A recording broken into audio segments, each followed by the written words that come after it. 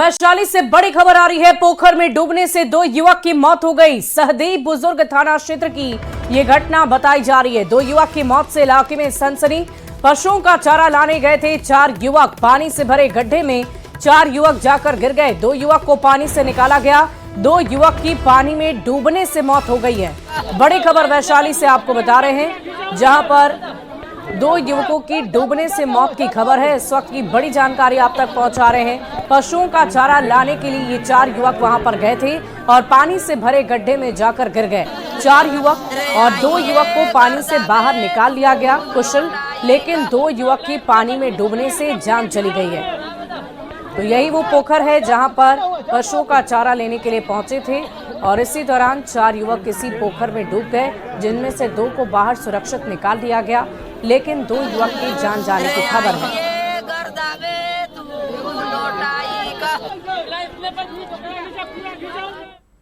और इसी बीच गया से भी बड़ी खबर आ रही है, जहां सेना के जवान की हत्या का ये मामला सामने आया है। पीट कर जवान की हत्या कर दी गई। पुलिस ने 2 आरोपी को इस मामले को लेकर के गिरफ्तार किया है। आपको बता दें कि बाइक की डीपर लाइट जलाने को लेकर के ये विवाद हुआ था। जवान प्रवीण कुमार की हत्या कर दी गई। बड़ी खबर आपको गया से बता रहे हैं, जहां सेना के जवान की पीट कर हत्या कर दी गई। पुलिस ने 2 आरोपी को गिरफ्तार कर लिया है और इस घटना की पीछे की जो वजह बताई जा रही है, बाइक की डीपर लाइट जलाने को लेकर के ये विवाद हुआ, जिसके बाद ये दोनों युवक जवान को पीटने लगा और इतना ज्यादा पीटा कि उसकी मौके पर ही मौत हो गई। त्वरित कार्रवाई करते हुए अभी तक 2 लोगों को गिरफ्तार किया गया है। गिरफ्तार अभियुक्तों में लोग मोहम्मदा के ही रहने वाले हैं। प्रमोद कुमार, एक विकास कुमार है, इसमें और 4 लोग सम्मिलित हैं। और अगली खबर सासाराम से है, जहां रेड लाइट एरिया में छापेमारी में रेस्क्यू की गई 44 लड़कियों को पॉस्को एक्ट कोर्ट में पेश किया गया और इसमें 3 लड़के भी शामिल हैं। आपको बता दें कि सभी लड़कियां छत्तीसगढ़ की रहने वाली है। नाबालिग भी बताई जा रही हैं। जल्द ही बाल कल्याण समिति दंडाधिकारी के मौजूदगी में 44 लड़कियों को घर भेजा जाएगा।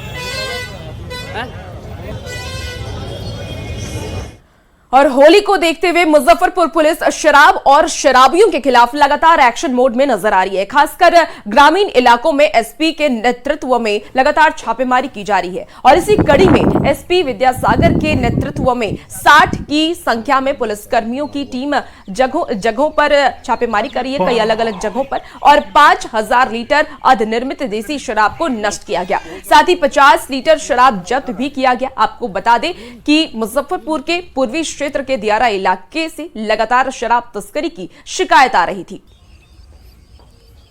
होली से पहले मुजफ्फरपुर पुलिस जो है लगातार शराब के खिलाफ और शराबियों के खिलाफ जो है वह कार्रवाई में जुटी हुई है और ऐसे में एक बार फिर से ग्रामीण एसपी जो है वह मुजफ्फरपुर पूर्वी इलाके में अपने दलबल के साथ और स्थानीय जो कई थाने की पुलिस है उन तमाम पुलिस पदाधिकारियों के साथ उतरी है। और वरीय पुलिस अधीक्षक महोदय के उनके निर्देशन में ये सारा कार्य हो रहा है और यहाँ पे पहले से ये सूचना मिल रही थी। स्थानीय चौकीदार सूचना दे रहे थे कि व्यापक पैमाने पे बनाने की सूचना है।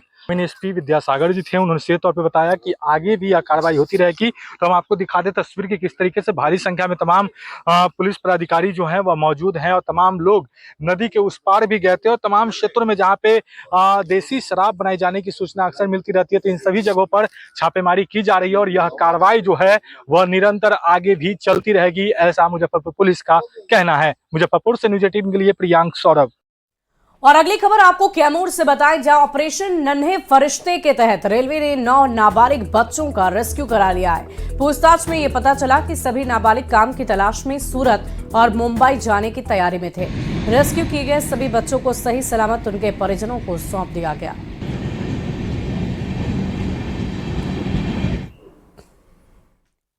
मुंबई जाने के दौरान हम लोग ट्रेन स्टेशन पर रेस्क्यू किए। उसके बाद में 9 बच्चे को लाने के बाद में चाइल्ड लाइन को सुपुर्द करने के संबंध में पटना सचिवालय के पंचायती राज विभाग में तैनात lower division clerk Rajkamal Rajak की मौत हो गई और मौत पर कर्मचारियों ने हंगामा भी किया। ऑफिस में ही राजकमल रजक की ब्रेन हैमरेज होने से मौत हो गई और इसे लेकर के पंचायती राज विभाग के कर्मचारियों में आक्रोश दिखा। कर्मचारियों ने सचिवालय परिसर में जमकर विरोध प्रदर्शन किया। आपको बता दें कि सचिवालय के कर्मचारियों ने विभागीय अधिकारियों पर प्रताड़ना का आरोप लगाया है। विकास भवन में कर्मचारियों ने विरोध प्रदर्शन किया। कर्मचारियों ने पीड़ित परिवार के एक सदस्य को नौकरी और 50 लाख रुपए मुआवजा देने की मांग भी की। मृतक राजकमल रजक अरवल का रहने वाला बताया जा रहा है। कर्मचारियों का यह आरोप है कि राजकमल रजक को रविवार को छुट्टी तक नसीब नहीं होती थी। काम के दबाव के कारण वो तनाव में रहता था और इसी वजह से ब्रेन हैमरेज से उसकी मौत हो गई। मृत्यु हुई है, ये निम्न वर्गीय लिपिक हैं। इनके ऊपर काम का इतना प्रेशर रहता था जिस कारण से इनका ब्रेन हैमरेज कर गया और इनकी मृत्यु हो गई है। विभाग के वरीय पदाधिकारियों के द्वारा दिया जाता था। काम का प्रेशर बहुत ज़्यादा था। शनिवार रविवार हर दिन ऑफिस खुलता था।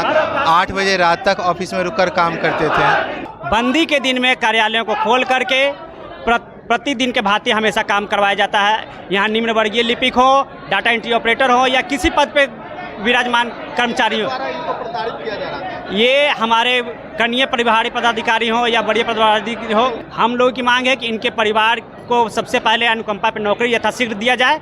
इनकी बच्ची को पढ़ने लिखने और उनका वैवाहिक जीवन होने के उपरांत इनको 50 लाख लमसम भुगतान हो।